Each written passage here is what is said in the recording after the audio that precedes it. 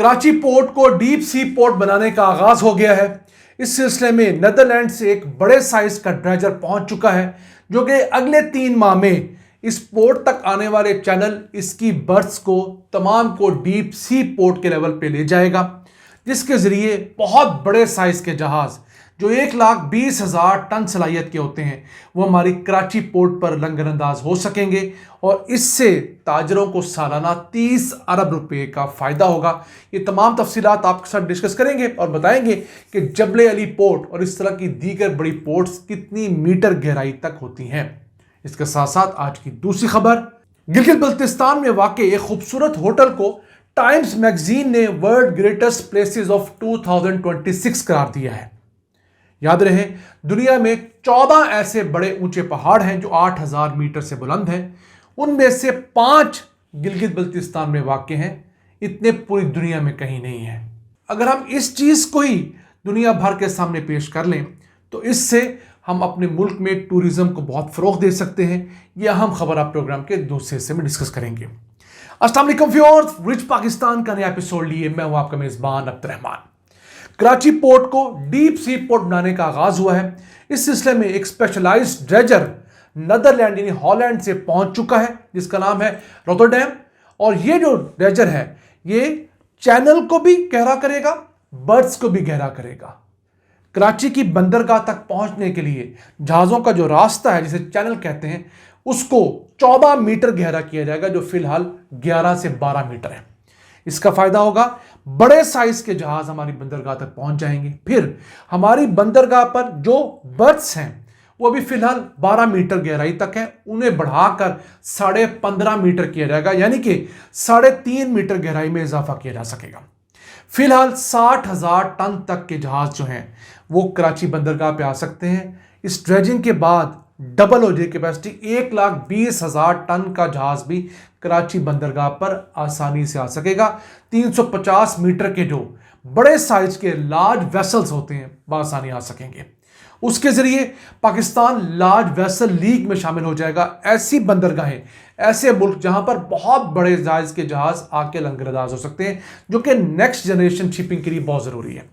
जितने बड़े साइज का जहाज आके लंगरअंदाज होगा उतना किराया कम होगा, उतनी इंश्योरेंस कम होगी, उतनी पोर्ट के फी कंटेनर चार्जेस कम होंगे।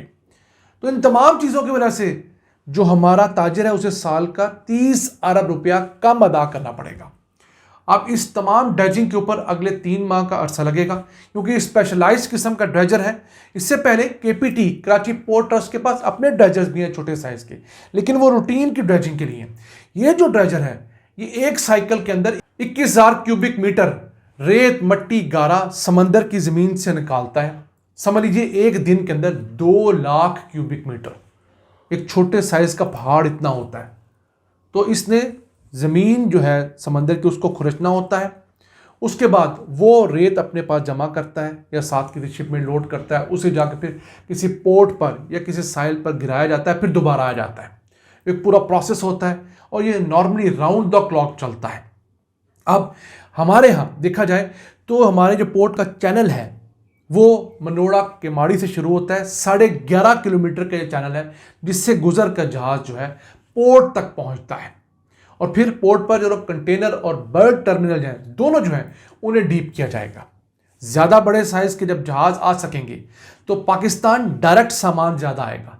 पहले ये होता है कि दुनिया के बहुत सारे मुल्कों से दीगर मुल्कों के साथ पाकिस्तानी सामान भी भेज दिया जाता है और वो सामान दुबई की पोर्ट पे आता है क्योंकि वहाँ बहुत बड़े साइज़ के शिप्स लंगरअंदाज हो सकते हैं। फिर वहाँ वो सामान कुछ दिन पड़ा रहता है, उसके ऊपर खर्चा पड़ता है, डैमेजेस पड़ते हैं, फिर उसे किसी छोटे शिप में लोड करके पाकिस्तानी बंदरगाहों पर भेजा जाता है। तो जब हमारे पास बड़े साइज़ के शिप्स आ सकेंगे तो चूँकि पाकिस्तान ईस्ट वेस्ट जो शिपिंग कॉरिडोर है उसके ऊपर वाक़ है तो वो जहाज़ बासानी पाकिस्तान अपना सामान उतारेंगे और आगे जा सकेंगे। कम टाइम में पाकिस्तान को कवर कर लेंगे। फिर पाकिस्तान से बहुत सारा सामान सेंट्रल एशिया के लिए भी उतारा जा सकेगा, वही सामान जो इस वक्त दुबई उतारा जाता है। अफगानिस्तान के लिए जो सामान है वो हमारी पोर्ट्स पर ज़्यादा उतर सकेगा। हम जो एक ख्वाहिश लिए बैठे हैं कि हमारी पोर्ट्स जो हैं वो ट्रांसशिपमेंट के लिए इस्तेमाल हो, जैसे कि आजकल हो भी रही हैं, और ये प्रोजेक्ट जो है ये $285 मिलियन का प्रोजेक्ट है और इसे एडी पोर्ट्स ग्रुप एग्जीक्यूट कर रहा है, जो कि इन पोर्ट्स को देखता है, जिसके पास इन पोर्ट्स का ठेका है। ये basically Abu Dhabi ports company है। उन्होंने हमारी कराची पोर्ट और उसके बहुत सारे टर्मिनल ठेके पे लिए हुए हैं।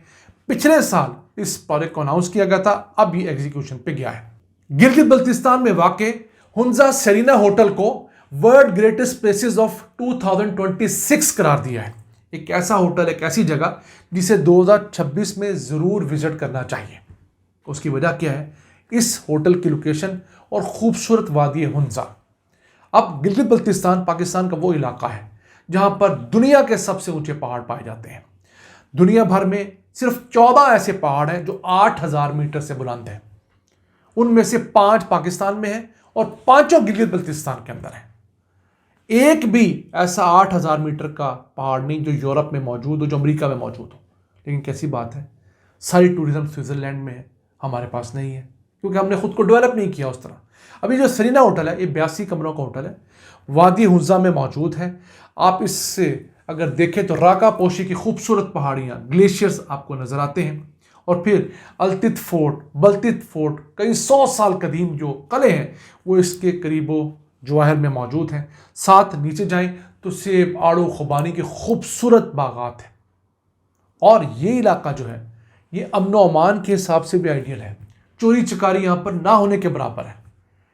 यानी कि 100 में से 1 चांस होता है मुश्किल कि आपके यहाँ चोरी, कोई डाका हो जाए। इस कदर पुरअमन इलाका है। फिर यहाँ पर जो टूरिज्म है वो आहिस्ता आहिस्ता फ़रोग पा रहा है। हम उम्मीद करते हैं कि ज़्यादा टूरिज्म यहाँ पर हो। और ये इलाका जो है वो एशिया का मोस्ट एक्साइटिंग एडवेंचर डेस्टिनेशन भी बन रहा है। इस होटल के कमरे तो शानदार हैं, लोकल आर्ट वहाँ पर है, लेकिन असल जो इसके अंदर जादू है वो हुंजा वैली का जादू है। उस इलाके का खूबसूरत जो है शहर जो है आने वालों को अपने पास जकड़ लेता है। हमने करना क्या है, हमारा जो स्कर्दू एयरपोर्ट है, हमारे जो बाकी एयरपोर्ट्स हैं, उन्हें इस तरह शानदार बनाना है कि इंटरनेशनल फ़्लाइट्स पूरी दुनिया से आएँ। अभी तो स्कर्दू एयरपोर्ट पर सिर्फ दुबई से इंटरनेशनल फ़्लाइट्स आती है ना, हमें यूरोप से भी इंटरनेशनल फ़्लाइट्स लानी होगी, हमें फार ईस्ट से भी इंटरनेशनल फ़्लाइट्स लानी होगी। उसके ज़रिए ज़्यादा बड़ी तादाद में जो इंटरनेशनल टूरिस्ट हैं वो हमारे पास आएंगे। मैं इंटरनेशनल टूरिस्ट पे फोकस इसलिए कर रहा हूँ कि इंटरनेशनल टूरिस्ट ज़्यादा बड़ा सोर्स ऑफ इनकम होता है। वो ज़्यादा पैसे खर्च करता है क्योंकि वो डॉलर्स में कमा रहे होते हैं, पाउंड्स में कमा रहे होते हैं, यूरोज़ में कमा रहे होते हैं। तो यहाँ पर जाके वो स्पेंडिंग करते हैं तो उनको सस्ता लगता है बहुत ज़्यादा। नो डाउट पाकिस्तान से एक बहुत बड़ी तादाद में लोग जाते हैं गिलगित बल्तिस्तान, आज़ाद कश्मीर, हमारे खैबर पख्तूनख्वा में, लेकिन पाकिस्तानियों की आमदन रुपीज़ में होती है, उनकी स्पेंडिंग भी लिमिटेड होती है। तो जब ज़्यादा फॉरेन टूरिस्ट आएंगे, ज़्यादा फॉरेन एक्सचेंज आएगा, तो हमारे पास ज़्यादा डॉलर्स होंगे, जिससे हम लोग अपने बहुत सारे खसारे कवर कर सकते हैं, अपनी मईशत को मुस्तहकम कर सकते हैं। नाज़रीन, ये था आज का एपिसोड। हमें उम्मीद आपको पसंद आया होगा। अपनी सजेशंस, अपनी आराज़ से हमें आगाह रखा करें। अपने मेज़बान अब्दुर्रहमान को इजाज़त दीजिए। अल्लाह के बाद।